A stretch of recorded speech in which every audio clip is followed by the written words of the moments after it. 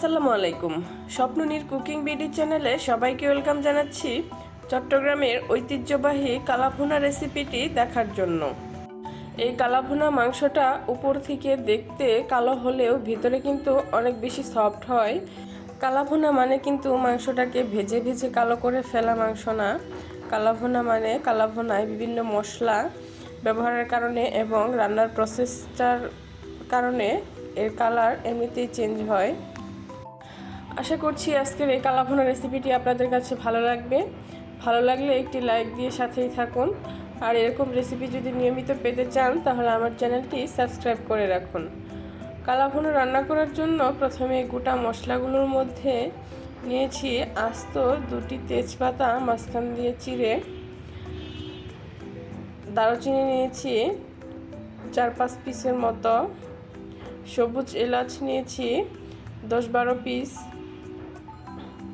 আস্ত কালো গোলমরিচ নিয়েছি 1 চা চামচ, লবঙ্গ নিয়েছি 10-12টার মতো, আর নিয়েছি 2 টুকরো জয়ত্রী মাঝখান দিয়ে ভেঙে, স্টার এনিস নিয়েছি 3 পিস। কালাভুনার সেই আসল স্বাদ, টেস্ট এবং কালারটা আনতে কিন্তু স্টার এনিসটা ব্যবহার করতে হবে। আজকের কালাভুনা রান্নাটি করার জন্য এখানে 2 কেজি পরিমাণ গরুর মাংস হাড় চর্বি সহ নিয়ে নিয়েছি। কালাভুনা রান্না করার ক্ষেত্রে হাড় চর্বি সহ মাংসটাই ভালো, আর একটু বেশি পরিমাণে নেওয়াটাই ভালো। প্রসেস করা মাংসগুলোর মধ্যে প্রথমে দিয়ে দিচ্ছি আদা বাটা 2 টেবিল চামচ পরিমাণ, রসুন বাটা 2 টেবিল চামচ পরিমাণ, জিরা বাটা দিচ্ছি 2 টেবিল চামচ পরিমাণ, মরিচের গুঁড়া দিচ্ছি 1.5 টেবিল চামচ, ধনিয়ার গুঁড়া দিচ্ছি 1.5 টেবিল চামচ, হলুদের গুঁড়া দিচ্ছি 1 টেবিল চামচ, লবণ দিয়ে দিচ্ছি স্বাদ অনুযায়ী, একটা জয়ফল গুঁড়ো করে দিয়ে দিচ্ছি 1 চা চামচ, কালো গোলমরিচের গুঁড়া দিচ্ছি 1/2 চা চামচ, পেঁয়াজ কুচি দিচ্ছি 1/2 কাপ পরিমাণ, পেঁয়াজ বেরেস্তা দিয়ে দিচ্ছি প্রায় 1 কাপ পরিমাণ।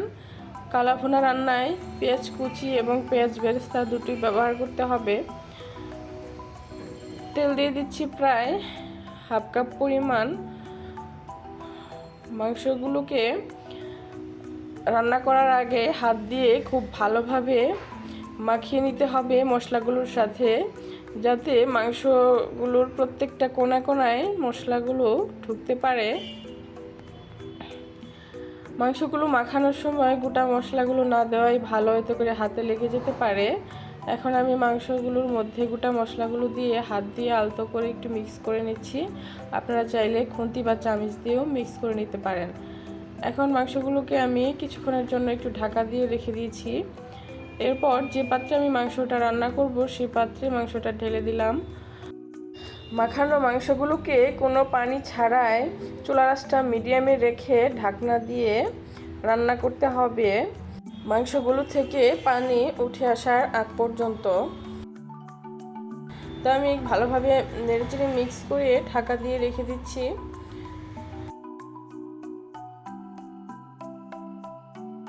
কিছুক্ষণ পর আবারও ঢাকনাটা উঠিয়ে নেড়েচেড়ে দিচ্ছি। মাংসগুলোতে যেহেতু পানি দেওয়া হয়নি, নিচ থেকে পোড়া লেগে যেতে পারে, তাই কিছুক্ষণ পর পর মাংসগুলোকে ঢাকা তুলে নেড়েচেড়ে দিতে হবে মাংস থেকে যতক্ষণ পর্যন্ত পানি উঠে না আসছে।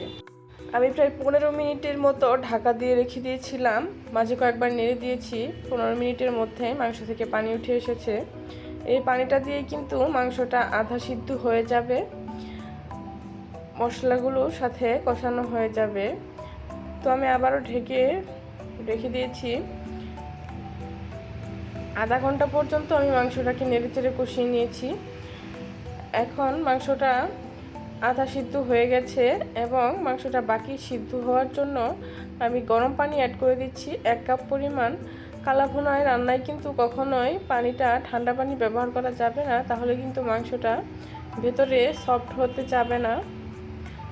যে পর্যন্ত মাংসটা ভেতর থেকে একদম সিদ্ধ বা সফট হয়ে না আসবে সে পর্যন্ত একটু একটু করে গরম পানি অ্যাড করে কষাতে হবে।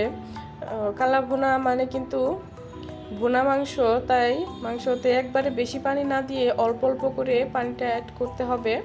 চুলার আঁচটা মিডিয়াম লোতে রেখে মাংসগুলো কষাতে কষাতে যখন সিদ্ধ হয়ে যাবে এবং হালকা কালচেপন্ন হয়ে আসবে, ঠিক তখনই আমি একটা বাগার তৈরি করে নেব। চুলায় একটি পাত্র গরম করে সরিষার তেল দিয়ে দিচ্ছি 1/2 কাপ পরিমাণ। তেলটা গরম হয়ে আসলে দিয়ে দিচ্ছি 7-8টার মতো শুকনো মরিচ।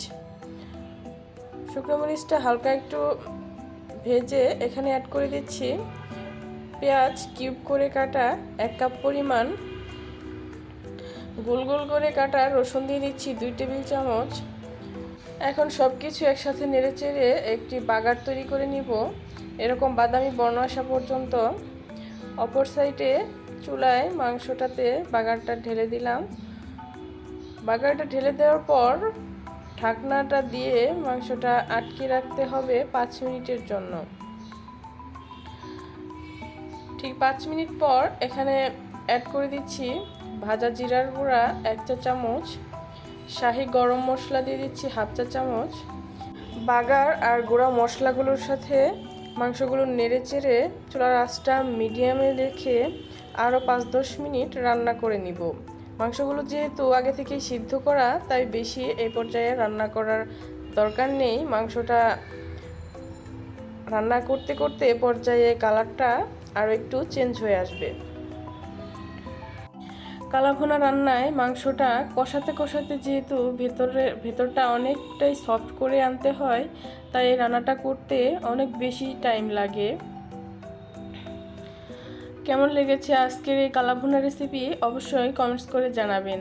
ভালো লাগলে একটি লাইক দিবেন, আর আমাকে সাপোর্ট করার জন্য আমার চ্যানেলটি সাবস্ক্রাইব করে রাখতে পারেন। এতে করে আমি নিত্য নতুন যে মজার মজার রেসিপিগুলো আপলোড করব সেটা আপনি পেয়ে যাবেন। আজকের মতো এখানেই বিদায় নিচ্ছি।